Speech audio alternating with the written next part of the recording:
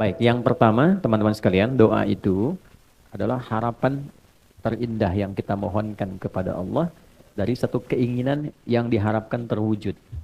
Ya, apa saja yang dimohonkan kadang-kadang ada kaitan dengan kebutuhan keluarga, ada dengan pekerjaan, ada dengan lingkungan kehidupan, dan doa menunjuk bahwa kita itu lemah. Itu poinnya. Kita itu lemah, kita butuh pertolongan, dan kita punya Tuhan. Karena itu Allah sangat tidak suka kalau ada hamba yang tidak mau berdoa.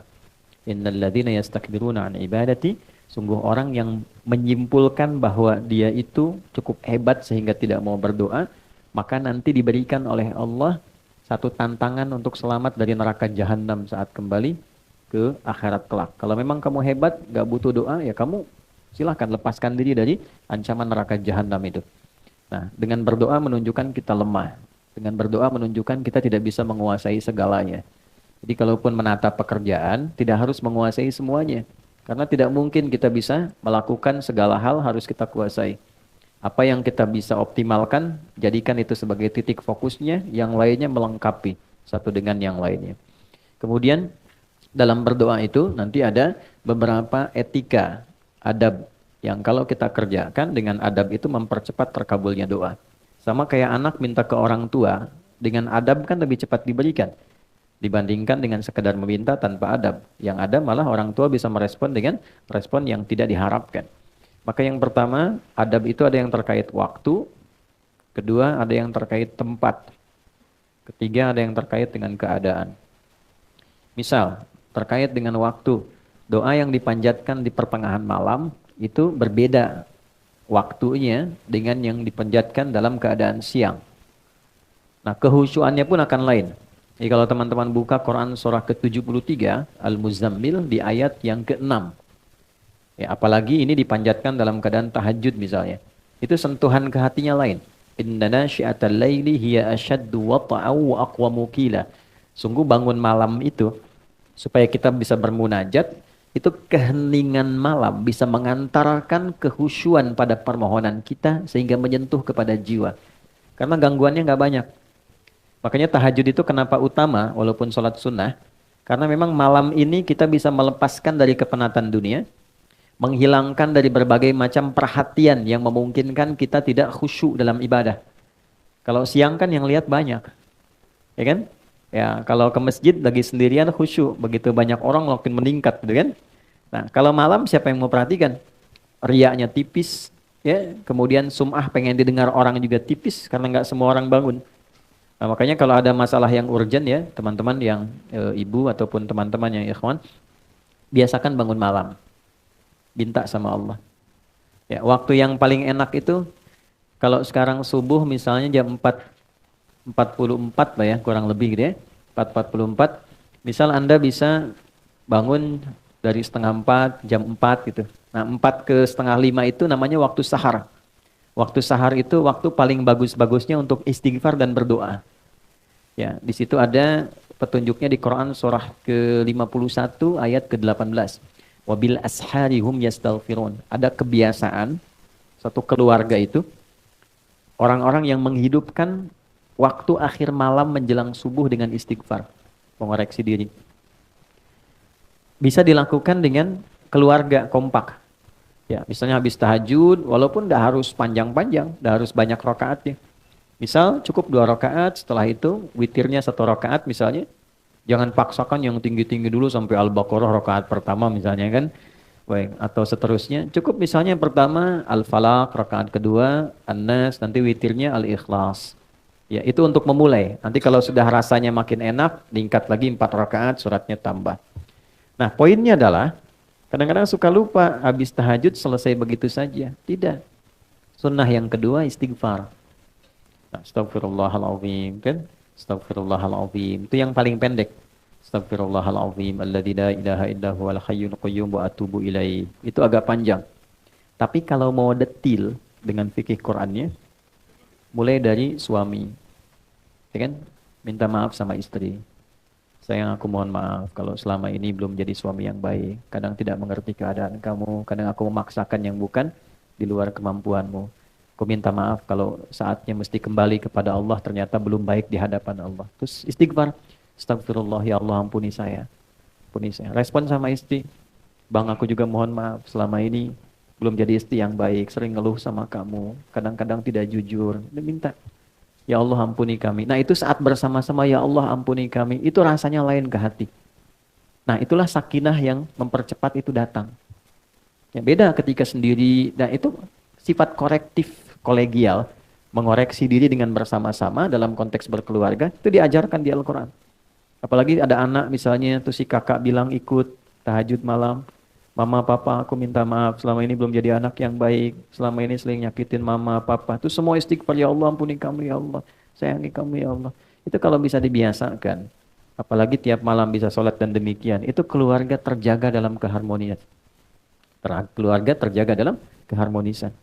Selalu harmoni, ketenangan. Dan yang paling indah adalah disitulah saat doa terkabulkan. Ya, ibadi itu hadis kutsinya. Hambaku, kan? Engkau mau minta apa? Engkau mau minta apa? Ya, man istaghfara ghafartulah. Siapa yang istighfar, aku ampuni. Istighfar itu kan mengoreksi diri kita. Artinya mohon maaf, setiap orang kan pasti punya kekurangan. Jadi kalau seorang suami, seorang ayah dengan segala kerendahan hati, dia mengoreksi dirinya, tahu ada potensi kuat untuk berubah. Ketika Allah ampuni, kesalahannya dihilangkan, kesolehannya dimunculkan. Jadi ciri orang yang diampuni itu, perbuatan salahnya hilang, solehnya muncul. Lisan itu kurang baik. Bagaimana diampuni dosa lisan? Berubahlah tampilan lisan ini dengan berkata yang baik dan ditinggalkan yang tidak baik yang sebelumnya dilakukan perbuatan itu. Itu poinnya.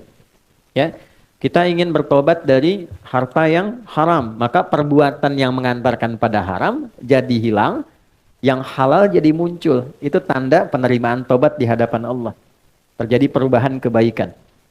Nah, sama kalau tadi di rumah tangga ada korektif, sifat mengoreksi kepada diri, lalu diampuni oleh Allah yang salah-salah itu, terjadilah perbaikan. Kebiasaan yang kurang bagusnya berubah menjadi baik. Itu potensi tertingginya dilakukan pada waktu apa?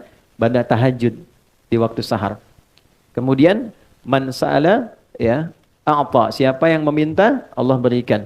Ya, man su'ila a'ta, siapa yang meminta kepada Allah dimintakan kemudian diberikan. Kemudian nah ini poinnya. Perhatikan baik-baik, ini kalimatnya. Wa man da'a ajaba, siapa yang berdoa dijawab.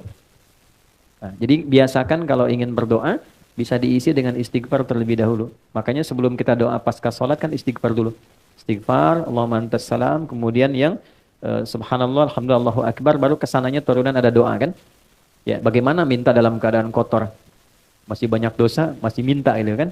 Kan secara normal, secara logika juga tidak nyambung. Jadi kita bersihkan dulu baru kemudian kita memohon kepada Allah. Jadi ini kalau dibiasakan waktu tengah malam, menjelang akhir malam ke subuh itu waktu yang terbaik untuk berdoa. Di antara yang lain, antara adzan dengan iqamah misalnya itu waktu. Yang kedua tempat. Ada tempat-tempat tertentu yang secara spesifik mempercepat terkabulnya doa. Misal, ada yang tempatnya itu untuk umum di Mekah, area Ka'bah, kan? Multazam, Raudhah. Tapi kan nggak semua kita bisa ke sana. Karena itu apa yang bisa kita lakukan? Masjid. Ya. Ini yang teman-teman yang laki-laki ya, ada kebiasaan di sahabat Nabi itu diajarin sama Nabi kalau mau beraktivitas ke masjid dulu. Oke? Mereka berangkat dari masjid setelah subuh, salat syuruk, udah punya agenda. Jadi agenda itu disiapkan dari malam. Besok mau ngerjakan apa, dirapikan. Nah, subuh berangkat ke masjid, membawa agenda itu yang sudah kita pahami. Nanti dalam sholat kita minta sama Allah. Dalam sujud kita belajar di pertemuan lalu, dihadirkan ya. Dalam hati kita minta dimudahkan, minta dibantu, minta dibimbing. Minta ditolong. Baik, nanti pulang, menariknya diajarkannya ke masjid dulu sebelum ke rumah. Coba teman-teman bisa praktekkan ya. Kalau nanti dari kantor sebelum nyampe rumah, singgah di masjid dulu. Ambil wudhu, sholat 2 rakaat, pulang. Itu auranya akan beda dibandingkan langsung dari kantor ke rumah. Gak percaya silakan. Di masjid itu auranya ada aura ketenangan, kenyamanan, kedamaian. Jadi pulang nyampe rumah itu yang didapatkan oleh keluarga, aura kedamaian. Dan itu yang dibutuhkan. Dibandingkan dengan macet di jalan, di kantor banyak persoalan, ketika ke rumah melihat anak yang sudah nunggu seakan jadi beban. Jadi masalah. Ya kan? Pusingnya dibawa ke rumah kan? Beda dengan Anda sholat 2 rakaat, Setelah itu berdoa, ya Allah aku sudah berikhtiar seperti apa yang telah engkau perintahkan. Sekarang aku bertawakal hasilnya dari apa yang telah engkau janjikan. Pulang ke rumah ketemu anak semuanya senang. Dia menunggu, ada yang bikin gambar, ada yang macam-macam. Dan ingat ya, Anda sehebat apapun di kantor, yang dibutuhkan oleh anak dan istri di rumah adalah sosok ayah dan suami. Bukan seorang direktur, bukan seorang manajer, atau seorang ahli apapun. Saya jadi ustadz, jadi kiai, sampai hari ini, alim misalnya disebut oleh orang syekh di luar, sampai ke rumah, nggak pernah anak saya menyebut dengan nama itu. Assalamualaikum kiai, nggak ada. Dia bikin ayahnya kok. Ya, dia bikin ayahnya. Assalamualaikum Ustaz, nggak ada. Tunggu sampai malam pun, Buya, main kuda yuk. Ya, masih main petak umpet, main kuda-kudaan, dan mereka menggambar, kadang bikin karya berjam-jam cuman pengen dilihatkan pada ayahnya. Lantas siapa Anda yang kemudian direktur di perusahaan? Nyampe ke rumah pengen jadi direktur juga. Ya, terus anak ya dengan segala ekspresinya ingin dipersembahkan, lantas tiba-tiba mendapatkan kemarahan yang bukan pada haknya. Nah ini ada bagian tertentu yang bisa kita dapatkan dari aura masjid. Kalau pengen tarik ke rumah, bikin mihrab. Ya, masa rumah luas, kamar banyak, gak ada satupun dihususkan untuk ibadah. Ya, mihrab itu tempat khusus yang fokusnya untuk ibadah saja. Dibaca Qurannya di situ, ngajinya di situ, sholatnya di situ. Tapi dunia keluar. Oke, termasuk bikin status, ciplik lagi di mihrab, jangan ganggu ya. Nah, ini keluar dulu tuh. Ya, jangan dipakai, makan, minum, keluar. Mihrab itu tempat yang disebut spesifik dalam Quran. Dia punya dua keistimewaan. Mempercepat terkabulnya doa, mendatangkan rizki dari sisi yang tidak diduga. Ya, itu ada di Quran, surah ketiga Ali Imran ayat 37. Ya, fataqabbalaha rabbuha biqabulin hasanin wa ambataha nabatan hasana wa kaffalaha Zakaria. Poinnya, kullama dakhala 'alaiha Zakaria al-mihrab wajada 'indaha rizqa.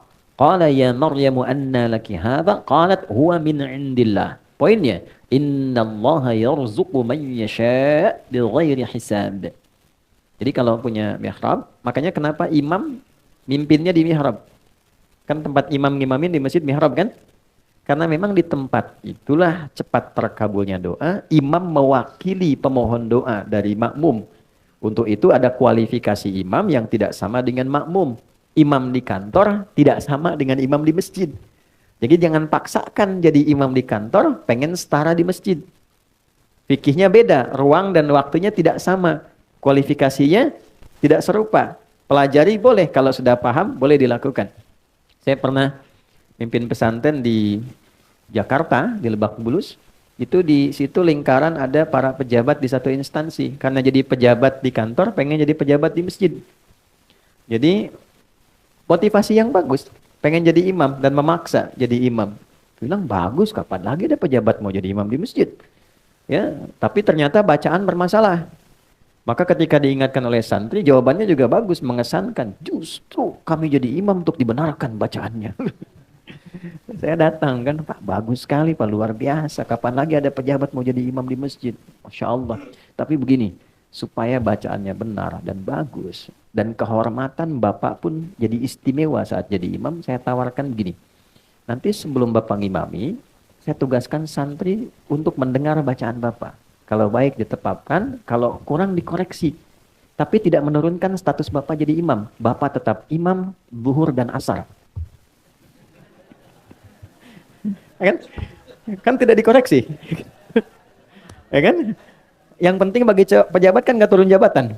Ya kan? Bapak tetap imam tapi zuhur dan asar. Tapi kalau ingin subuh, maghrib dan isya, Bapak dengarkan dulu, santri koreksi. Nah, dalam rangka koreksi itu saya pimpin dengan yang lain. Oh, sepakat Ustaz. Yang penting kan nggak turun jabatan. Ya kan? Nah, setelah berlangsung, dipimpin, terasa bagus, nyaman, akhirnya kita tawari, Pak silakan. Oh enggak, udah ini aja, bagus kok. Ya kan? Nah, jadi kadang-kadang ada pola komunikasi hikmah itu tidak harus selalu marah. Orang belum tahu diberitahu, bukan dimarahi. Ya, maka di rumah bikin, walaupun tidak harus satu ruangan, sehamparan sejadah, kita bisa sholat, kita bisa minta. Nah, itu mempercepat terkabulnya doa. Jadi tempat sudah, kemudian waktu juga sudah, ya kan? Nah, yang ketiga adalah kondisi. Kondisi itu biasanya berkumpulnya orang-orang saleh saat pengajian. Ya, hadisnya ada di riwayat Ibnu Majah. Ya, man salaka tariqan yaltamisu fihi ilman sahalallahu lahu tariqan ilal jannah wa innal malaikata la tadau ajnihataha ridan li talibil ilmi. Paham? Tidak.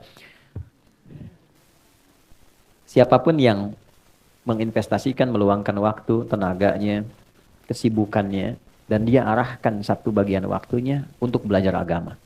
Walaupun dia cuma ngaji satu ayat, satu hadis, itu Allah perintahkan pada malaikat, catat semua investasi, waktu, tenaga, keringatnya, untuk dilipat gandakan pahala demi meringankan langkahnya menuju surga. Oke, jadi ini nggak mudah. Wa innal malaikata, dan berikan satu tambahan saat dia mulai berangkat tapi niatnya memang spesifik untuk belajar.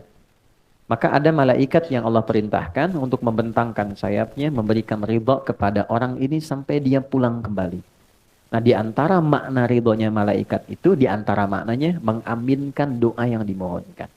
Itu teman-teman, saya yakin sekali banyak yang punya harapan pengen ini dan itu, dari sejak berangkat tuh isi dengan doa. Oke? Di jalan, belum datang isi dengan doa. Selesai kita berdoa, pulang. Nah, di antara doa itu ada yang sifatnya umum, ada yang mungkin sifatnya spesifik. Hadirkan tuh. Ya, karena malaikat mengaminkan. Karena itu malaikat sifatnya ghaib, nggak nampak. Kalau nampak kan masalah. Ya Allah, mohon malaikat samping. Kenapa John? Bapak siapa? Malaikat maut. Nggak jadi kita doa balik. Ya, nah ini sifat-sifat seperti ini. Alhamdulillah tiga ini tergabungkan. Tempatnya baik, tempat orang menghafal Quran, rumah Quran, dalam keadaan yang baik, dan insya Allah dengan orang-orang yang baik. Saya sebetulnya banyak nerangkan hampir 20 menit, hanya ingin mengembalikan ke awal. Apa bagian awal tadi, mudah-mudahan berkumpulnya kita di tempat yang baik, dalam keadaan yang baik, dengan orang-orang yang baik, insya Allah mengantarkan dengan doa kita dan merubah kita menjadi orang yang lebih baik.